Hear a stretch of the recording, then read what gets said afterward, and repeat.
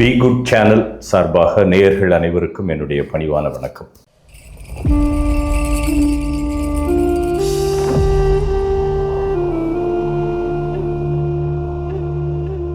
வடிவேல் ஐயா, விவேக் ஐயா பற்றி நிறைய பேசியிருக்கீங்க. இந்த காட்சி இந்த படத்துக்கு மிகப்பெரிய ப்ளஸ்ஸாக இருக்கும். வெட்டிடாதீங்கன்னு சொன்னாராம். சிவனே போட்டு கிண்டல் பண்ணுவார். நீங்கள் மிகச்சிறந்த நடிகராக நீங்கள் யாரை ஃபீல் பண்ணுறீங்க? இந்த நாட்டோட அரசியல்வாதிகளை இன்னைக்கு பார்த்தாலும் எங்களுக்கு ரொம்ப ஆச்சரியத்தை ஏற்படுத்துது. கமல் சார் கூட ஒரு பேட்டியில் கூட சொல்லுவார், கரண்டு தான் போயிருச்சே, வேட்டி கசங்கிருமனு வேட்டியை அவுத்து வச்சுட்டாங்க. காமெடி நடிகர்களை அழித்ததில் சந்திரபாபு யார் யாரெல்லாம் அவரை பார்த்து அனுபவப்படுவாங்களோ அவங்கெல்லாம் சித்தப்பிரதா செத்தார்.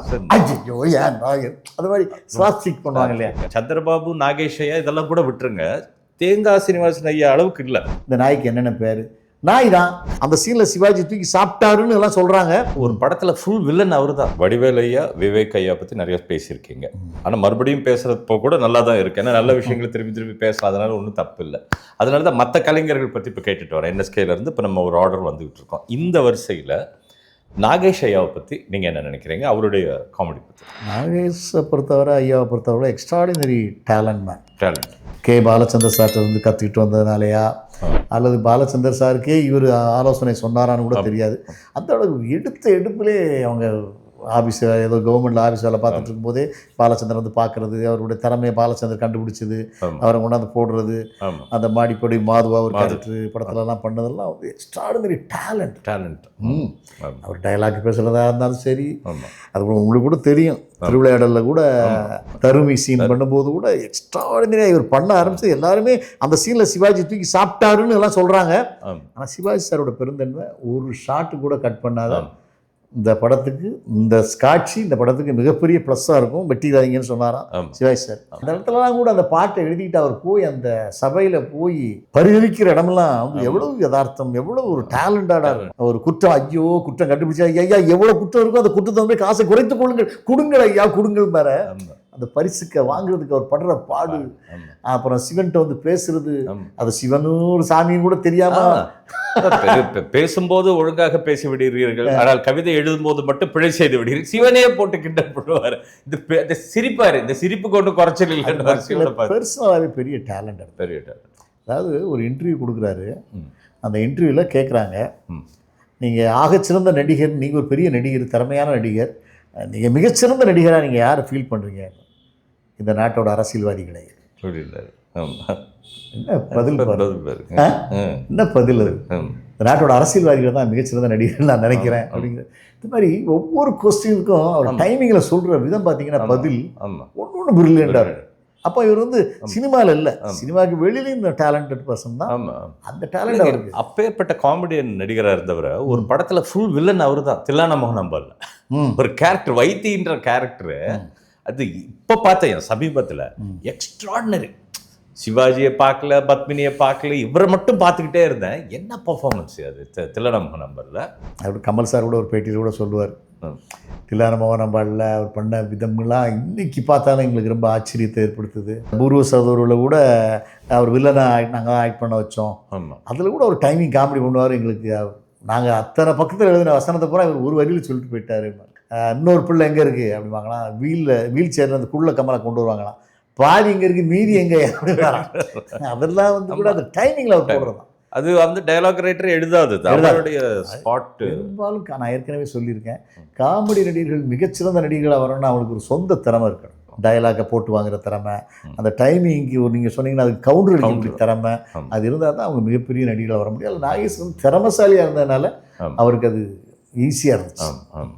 அதை சர்வசுந்தரத்தில் கூட சென்டிமெண்ட்டும் பிரம்மாமா பண்ணுவாங்க. அது திறமையாக முத்துராமனுக்கு அவருக்கும் நான் காதலிக்க கேரேஜ் காதலையுமா அற்புதம். அந்த காதல் சீன் எல்லாமே ரொம்ப கண்கலங்கிற மாதிரி. கண்கலங்க. ஆமாம், அது நம்ம கிட்ட தான் இருந்தது. ஒரு காமெடியனாக இருக்கிறவங்களே கலங்க வைக்கிறது. சந்திரபாபுயாவும் அது செஞ்சிருக்காரு, நாகேஷும் செஞ்சிருக்காரு, இது ஒரு விகேரனும் நிறைய பண்ணியிருக்காரு. ரொம்ப இப்படி இருக்கும்போது ரொம்ப இன்னசென்ட்டான ஒரு ஃபேஸ் வந்ததுங்க. அது என் கிராமத்தில் எல்லாரும் ரசித்தது வந்து சுருளிராஜன் சார். அது வந்து ரொம்ப ஒரு யூனிக். அது விவேக் சார் கூட அப்படியே ஒரு படத்தில் அது சுருளிராஜன் மாதிரியே பண்ணியிருந்தாரு. நீங்க அவரோட பணியாற்றி இருக்கீங்களா? அவரை பற்றி உங்களுடைய? அவர் ரொம்ப பழைய செட் இல்லை. நான் அவர் வரும்போது அவரோட நான் ஒர்க் பண்ணல. பட் அவருடைய படங்கள் பார்த்து ரொம்ப நேசிச்சிருக்கேன், ரசிச்சிருக்கேன். ஒரு சாதாரண அவர் ஃபஸ்ட்டு டச் பண்ணது வந்து ஹை கிளாஸ் ஆடியன்ஸ் இல்லை, ரொம்ப ரொம்ப லோ கிளாஸ் ஆடியன்ஸை தான் ஆமா ரிசீவ் பண்ணார். ஃபர்ஸ்ட் ஒரு நடிக்க வரும்போதெல்லாம் ஆமா அது மாந்தோப்பு கிளி தான் அவருடைய ரீச் ஃபர்ஸ்ட் படம். ஆமா அதில் தான் அவர் வந்து பேர் வாங்குறார் கஞ்சன் ஆமா அப்படின்னு ஒரு கேரக்டர் ஆரம்பிக்கிறாரு. கஞ்சன்ல யார் கஞ்சங்கிற மாதிரி இருக்கும் அந்த படத்தில் பார்க்கும்போது. ஆமா உடனே ஒரு சீனில் உட்காந்துருப்பாரு, டக்குன்னு கரண்ட் போயிடும். கரண்ட் போனால் லைட்டை போட போவாங்க, கரண்ட் வந்துடும், லைட் எதுவும் ஆஃப் பண்ணிடுவாங்க, லைட்டை போட ஐயோ லைட்டை போட்டுறாங்க பாரு, ஏன் லைட்டை போடாங்க, இல்லை கரண்ட் தான் போயிடுச்சே வேட்டி கசங்கிருமனு வேட்டியை நான் அவுத்து வச்சுட்டேன். இந்த மாதிரி லோ கிளாஸ் காமெடி பண்ணி அப்புறம் ரஜினி சாரோட அங்கே ஃபிக்ஸ் ஆகி மிகப்பெரிய சம்பாத்தியம், மிகப்பெரிய ரவுண்டு வந்தார். பட் வழக்கமான ஒன்றால் மாட்டிக்கிட்டார். தண்ணி ட்ரிங்க்ஸால் அடிக்ட் ஆகி தொடர்ச்சியாக அவரால் பண்ண முடியாத அளவுக்கு பகல்லையும் குடிக்க ஆரம்பிச்சிட்டார். மிகப்பெரிய காமெடி நடிகர்களை அழித்ததில் சந்திரபாபு, நாகேஷ் சார் இவங்கெல்லாம் காரணம் மதுவாகிடுச்சு. ஆமாம். ஆனால் நாகேஷ் சார் நிறுத்திட்டார். அது 10 வருஷத்துக்கு அப்புறம் தான் இருந்தார். வேறு சில பாதிப்புகளும் வந்தது. ஈவன் சுருளிராஜன் ஐயா பற்றி சொல்லும்போது கூட அவங்க துணைவியார் சொல்கிறாங்க, இல்லை மதுவால் சாகலை, அவருக்கு ஒரு நோய் இருந்தது அப்படின்றாங்க. இப்போ சமீபத்தில் அவருக்கு ஜிஹெச்சில் உடம்பு சரியில்லாமல் இருக்கிறாராம். அப்போ விகேஆர் அண்ணன், நாகேஷ் அண்ணன் எல்லாரும் போய் பார்க்க போகிறாங்க. ரொம்ப சீரியஸ், ஒரு 10 நாளில் செத்துருவாருங்க மாதிரி டாக்டர் சொல்கிறாங்க. உடனே இவங்கெல்லாம் வந்து சொல்கிறாங்களாம், இது சுருளிராஜங்கிற ஒரு நல்ல நடிகனை இழக்க போகிறோமே, மனசே ரொம்ப சங்கடமாக இருக்கியா அப்படின்னு எல்லாம் சொல்கிறாங்க. சொல்லிட்டு வந்துடுறாங்க. சுருளிராஜன் அந்த ஆபத்துலேருந்து தப்பிக்கிறார், பொழைச்சிட்டார். யார் யாரெல்லாம் அவரை பார்த்து அனுபவப்படுவாங்களோ அவங்கெல்லாம் செத்தப்பிறதான் அவர் செத்தாராம். அது மாதிரி அது விதிப்பலன் தான். அப்படி இருந்தாலும் ஒரு நல்ல நடிகை, ரொம்ப யதார்த்தம், ரொம்ப ஒரு பாமரர்கள் ரசிக்கும்படியான ஒரு மிகப்பெரிய நடிகர். அது ரியாக்ஷன், அந்த ஹெவி ரியாக்ஷன், அது மாதிரி ஸ்வாஸ்டிக் பண்ணுவாங்க இல்லையா, அதுல பெரிய அளவுல பிரகாசிச்சது அவர் ஒரு ஆள். எல்லாருக்கும் பொருந்தாது, யார் பண்ணாலும் கொஞ்சம் ஹார்டா இருக்கும். ஆனா அவர் பண்ணது சிங்காச்சு. இதே வரிசையிலங்க ஒரு ரீப்ளேஸ்மெண்ட் பற்றி சமீபத்தில் கூட ஒரு மிகப்பெரிய ஆள்கிட்ட பேசிகிட்டு இருந்தேன். எல்லாத்துக்கும் ரீப்ளேஸ்மெண்ட் வருது, ஆனால் இந்த காமெடியன்ஸ்க்கு மட்டும் ரீப்ளேஸ்மெண்ட் கிடைக்கல. அதில் முக்கியமான ஒரு தேங்காய் சீனிவாசன்.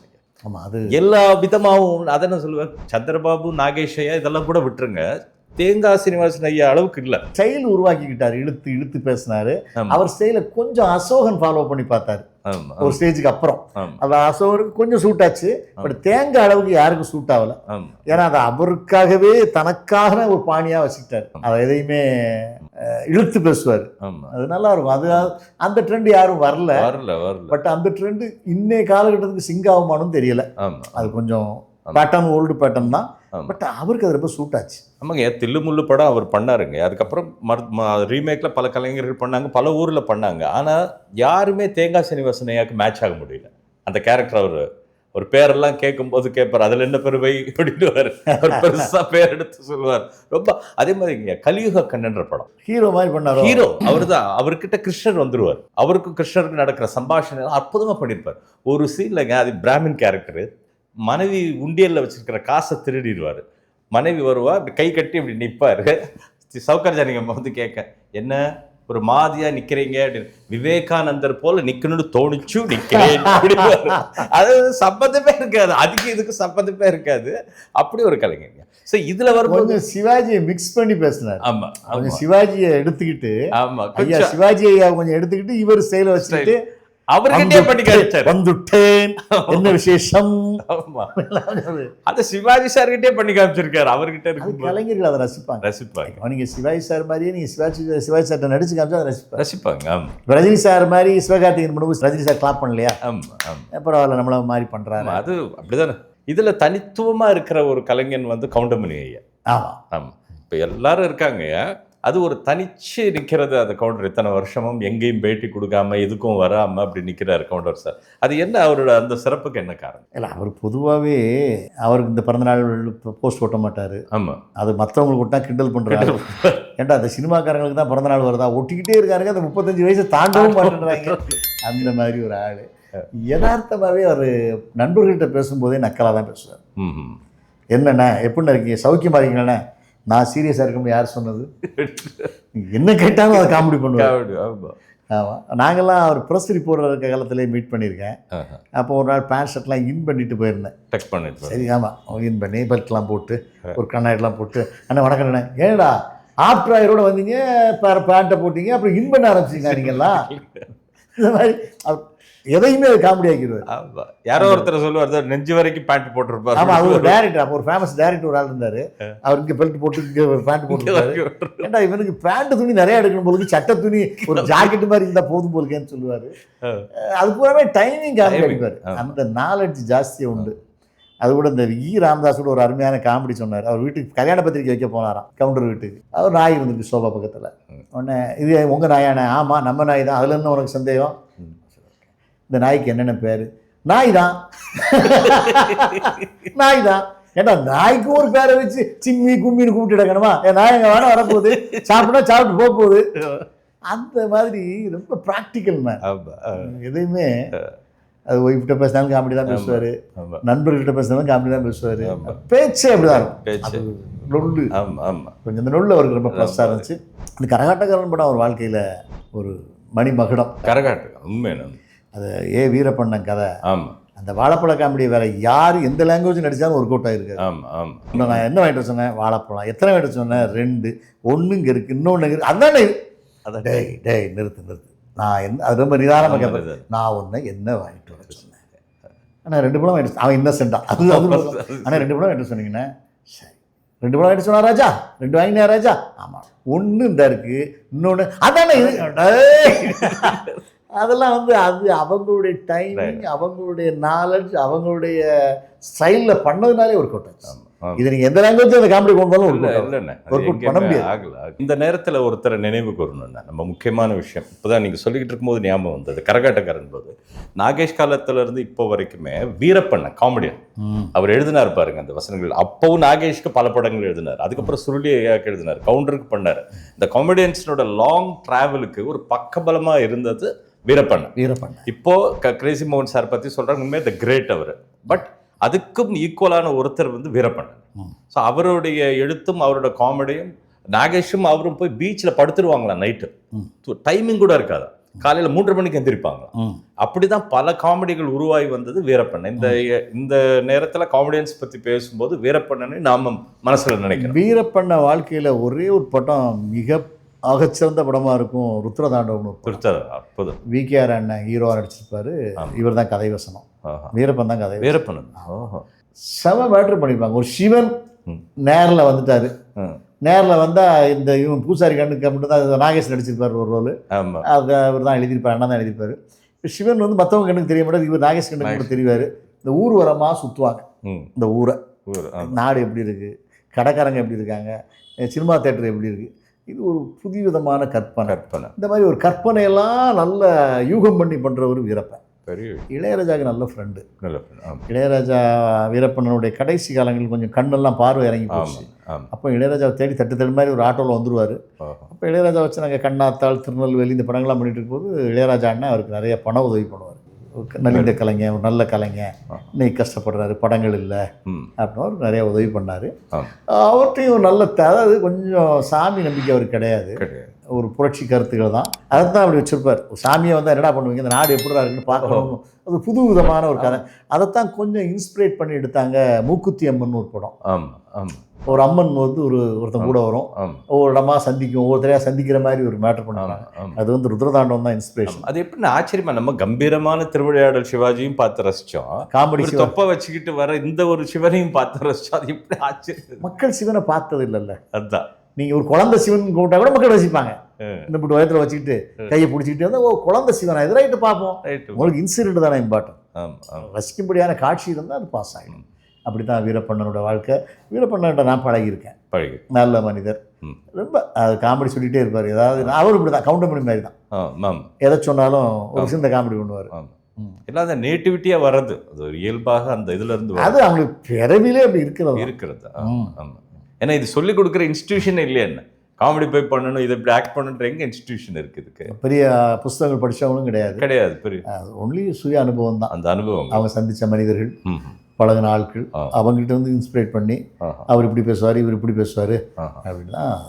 இப்போ இருக்கிற சமகாலத்தில் இருக்கிற இப்போ அப்படி பெரியவர்களும் பார்த்துட்டோம். இப்போ என்ன நிலையில் இருக்குது நகைச்சுவை, எப்படி இருக்குது, இல்லை எப்படி இருக்கலாம், எப்படி இருந்தால் நல்லா இருக்கும் அப்படிங்கிற உங்களை நம்ம நிறைவு பண்ணுறதுக்கு முன்னாடி அதை நம்ம பேசுகிறோம். இப்போ சினிமா பெரிய டெக்னாலஜிக்கு போயிடுச்சு.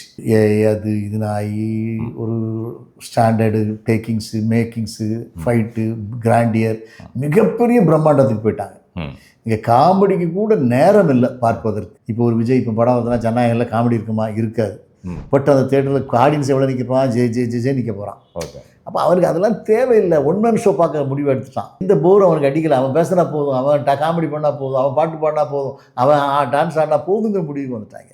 ஆந்திராலையும் வந்துட்டாங்க, ஹிந்திலையும் வந்துட்டாங்க. பாகுபலி என்ன காமெடி வந்துட போகுது? பிரம்மாண்டம் காமெடி ஆகிடுது. பிரம்மாண்டம் உச்சமாகுது. அங்கே ஒரு சில கதாபாத்திரங்கள் ஒரு நகைச்சுவையாக பண்ணால் அதுவே திருப்தியாக இருக்குது. ஒரு காமெடிங்கிறது இப்போ ஊறுகாய் ஆயிடுச்சு. ஒரு காலத்தில் அது ஒரு பெரிய சக்கரை பொங்கலாக இருந்துச்சு, ஒரு தயிர் சாதமாக கூட இருந்துச்சு. இன்றைக்கி அது ஒரு ஊறுகாய் ஆயிடுச்சு. ஊறுகாய் இருந்த அளவு இருந்தால் போதும். வேறு சாப்பாடு சௌகரியங்கள்லாம் பிரியாணி போட்டு வேறு மாதிரி பண்ணிட்டாங்க. மேக்கிங் வேறு மாதிரி ஆயிடுச்சு. டேக்கிங்ஸும் சரி, பிரம்மாண்டத்துலேயும் சரி, கதை பண்ணுறதுலையும் சரி, அது இப்போ நகைச்சுவை தேவையில்லைங்கிற அளவுக்கு கொண்டு போயிட்டாங்க. ஆனாலும் இந்த பூமியை விட்டு நகைச்சுவை அழியவில்லை. மறுபடியும் நகைச்சுவையாக ஒரு படம் எடுத்தால் பார்ப்பதற்கு மக்கள் தயாராக இருக்கு. காசிதான் கடவுளாலாம் எடுத்தாங்க. ஃபுல் லென்த் காமெடி எடுக்கலாம், சிரிப்பாங்க, ரசிப்பாங்க. முழு லென்த் காமெடி படம் யதார்த்தமாக நம்பும்படியாக ஒரு ஆண்பாவம் மாதிரி ஒரு படம் எடுத்தீங்கன்னா ஆண்பாவம் 2 கூட போட்டு எடுக்கலாம். இந்த நாட்டில் நடக்கிற நடைமுறைகளை வச்சு அழகாக அது ஒரு சின்ன காதல், அந்த காதலும் காமெடியாக்கி கொண்டு போனால் ரசிப்பாங்க. ஏன்னா மக்கள் எல்லாருக்குமே ஒரு பிரச்சனை, போராட்டம், டென்ஷனில் தான் வாழ்ந்துகிட்டு இருக்காங்க. சீரியல் பார்த்தா அழுதுகிட்டு இருக்காங்க. தியேட்டருக்கு போனால் வேறு பிரம்மாண்டம் வேறு பக்கம் போயிடுச்சு. ஒரு முழு நீளமாக 2 மணி நேரம் சிரிக்கலாம் அப்படின்னா மக்கள் கோடிக்கணக்கில் தயாராக இருக்காங்க. எடுக்கிறதுக்கு ஆள் இல்லை. எடுத்தால் பார்ப்பாங்க, டெஃபினட்டாக பார்ப்பாங்க. ஸோ நிறைவாக நீங்கள் இங்கே வந்து இந்த நிகழ்ச்சியில் கலந்துக்கிட்டதுக்கு, நல்ல சிறப்பிச்சதுக்கு, இப்போ ஒரு ட்ரெண்டிங்கில் இருக்கீங்க. நான் இங்கே வரும்போதே ஃபோன் காலில் அவங்க கூப்பிடுறாங்க, இவங்க கூப்பிடுறாங்க, இந்த கதை என்ன மலேசியாவில் கூப்பிட்டாங்க, சிங்கப்பூரில் கூப்பிட்டாங்க மாதிரி. அந்த மாதிரி இப்போ உங்களை கூப்பிட்டு இருக்காங்க. அப்படி கூப்பிடுற டைமில் இங்கே வந்து எங்களுக்காக கொடுத்தீங்க. பிகாஸ் ஒரு நல்ல காசுக்காக, நல்ல நோக்கத்துக்காக இது பண்ணிக்கிட்டு இருக்கோம். இது தொடரணும். இது நம்மளுடைய சந்திப்பு தொடரணும். Let us continue this. அதனால நன்றி இல்லை, இது தொடருவோம். அடுத்த ஒரு உட்காருவோம், சந்திப்போம்.